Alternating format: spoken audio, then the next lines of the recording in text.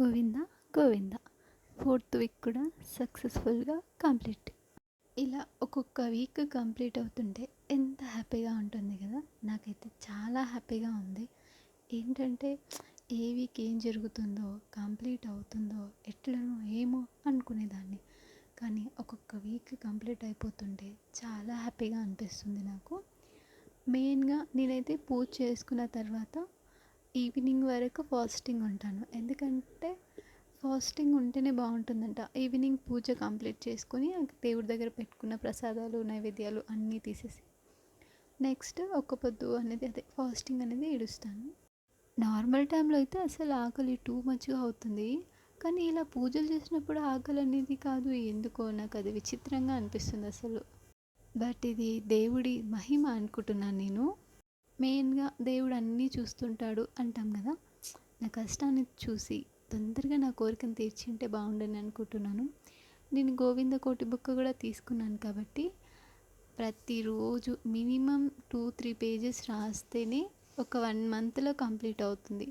అసలు చాలా టైం పడుతుంది. ఒక్క పేపర్ రాయడానికే మినిమం 20 మినిట్స్ కంపల్సరీగా. ఎంత స్పీడ్గా రాసినా 20 మినిట్స్ ఈజీగా అవుతుంది. గోవింద కోటి బుక్ ఎప్పుడెప్పుడు తొందరగా రాస్తానా అనే ఫీలింగ్ ఉంది నాకు. ఎందుకంటే ఆ స్వామి ఎప్పుడు తిరుపతి పిలిచేది తెలియదు కదా. నా ముడుపుతో పాటు నేను తీసుకొని రాసిన గోవింద కోటి బుక్ కూడా తీసుకెళ్ళాలనుకుంటున్నాను. ఇప్పుడు ఇది 4th వీక్ కాబట్టి ఇంకా 4 వీక్స్ టైం ఉంది. ఆ 4 వీక్స్లో ఆయన ఎప్పుడు పిలుస్తాడో, ఎప్పుడు వెళ్తామో తెలీదు. ఆ శ్రీవారి పిలుపు కోసం ఫస్ట్ రథం స్టార్ట్ చేసిన వీక్ నుంచి ఎదురు చూస్తున్నాను. నాతో పాటు మా హనీ కూడా అడుగుతుంది, అమ్మ మనం తిరుపతి ఎప్పుడు వెళ్తాం, గోవింద దగ్గరికి ఎప్పుడు వెళ్తాం అని చెప్పేసి అది చాలాసార్లు అడిగింది. ఇప్పుడు నాకు వ్రతానికి తోడుగా గోవింద కోటి బుక్ కూడా వచ్చింది కాబట్టి ఆ శ్రీవారి సేవ చేసుకున్నట్టు ఆ ఫీలింగ్ అనిపిస్తుంది. అందులో సంకల్పం అనేది రాయాలంట. నా సంకల్పం మాత్రం చాలా పెద్దదో చిన్నదో నాకైతే పెద్దదే అనిపిస్తుంది. కానీ ఆ దేవుడు తీరుస్తే చాలా చిన్నది ఆయనకి. ఎప్పుడెప్పుడు తీరుస్తాడా, ఎప్పుడెప్పుడు వెళ్తానా, ఎప్పుడెప్పుడు చూస్తానా, ఎప్పుడెప్పుడు మొదటి గడప దాటుతానా అనే ఫీలింగ్ ఉంది నాకు అసలు. మొదటి గడప దాటి ఆ స్వామిని చూడడం అంటేనే, వింటుంటేనే నాకైతే ఆ హ్యాపీనెస్ చాలా అనిపిస్తుంది అసలు. కానీ అప్పుడు నా ఫీలింగ్ ఎలా ఉంటుందో నిజంగా ఎప్పుడెప్పుడు వెళ్ళాలా అనేట్టు ఉంది అసలు. మనం ఎన్నో అనుకుంటాం కదా, అనుకున్నవన్నీ జరిగితే ఎంత హ్యాపీగా అనిపిస్తుందో. నాకు గోవింద కోటి బుక్ వచ్చినప్పుడు ఆ హ్యాపీనెస్ అనిపించింది. అసలు ఎప్పుడో రావాల్సిన బుక్ రథం చేసుకున్న రోజే రావాలా, ఆ హ్యాపీనెస్కి తిరిగే లేదబ్బా. చిన్న చిన్న హ్యాపీనెస్ చాలా బాగుంటుంది అసలు.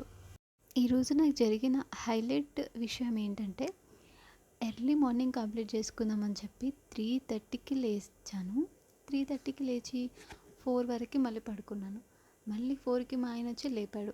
4కి లేచి అది ఇది ఆ పని ఈ పని అనేంతవరకు 5:30 అయింది. 5:30కి స్నానం చేసి పూజ స్టార్ట్ చేసుకొని కంప్లీట్ అయ్యేంత వరకు 9-9:30 అయింది. అంత టైం ఎందుకు పడుతుంది అని అనుకోకండి. స్పీడ్గా చేసుకొని చేసేది ఏముంది.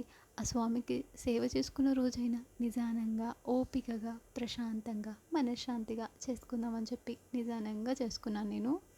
ఇక ప్రసాదం విషయానికి వస్తే అసలు గ్యాస్ అంటే స్టవ్ లేకుండా ప్రసాదం ప్రిపేర్ చేశాను. వీడియోలో చూసారు కదా, టేస్ట్ కూడా చాలా బాగుంటుందని అనుకుంటున్నాను.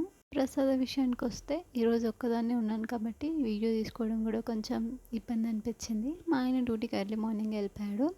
ఆయన వచ్చే వరకు, బ్లెస్సింగ్స్ తీసుకునే వరకు ఫాస్టింగే ఉండాలి ఈవినింగ్ వరకు అని అనుకుంటున్నాను. మా ఆయన వచ్చిన తర్వాత బ్లెస్సింగ్స్ తీసుకొని ఫాస్టింగ్ కూడా ఒక్క పొద్దు వదులుతాను.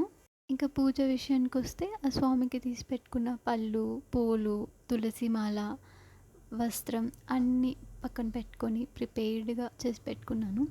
ఇంకా లాస్ట్కి స్వామిని అంతా అలంకరించిన తర్వాత చూడండి ఎంత బ్యూటిఫుల్గా, అసలు ఎంత అందంగా అనిపిస్తాడో. అలంకార ప్రియుడు అంటే నిజమే అనిపించింది నాకు. ఒక్కొక్క వీక్ ఒక్కొక్క ఫ్లవర్స్తో ఒక్కొక్క రకంగా అనిపిస్తున్నాడు అసలు. 7 వారాలు 7 రకాలుగా అనిపిస్తాడేమో. దీపారాధన చేసుకున్న తర్వాత ఈ వీక్ దీపాలు అయితే చాలా కొత్తగా అనిపించాయి. అండ్ ఫోటో తీస్తుంటే కూడా అబ్బా ఎంత కొత్తగా ఉన్నాయో, అసలు ఎంత బాగా వెలుగుతున్నాయో అనిపించాయి నాకు. పూజ మొత్తం ఇక ఇదే అన్నమాట. అండ్ ఇదంతా చూసిన వాళ్ళు ఏదైనా తెలుసుకోవాలి, ఏమైనా చెప్పాలి అనుకున్న వాళ్ళు సబ్స్క్రైబ్ చేసుకోండి, కామెంట్ చేయండి. Thank you. Bye bye.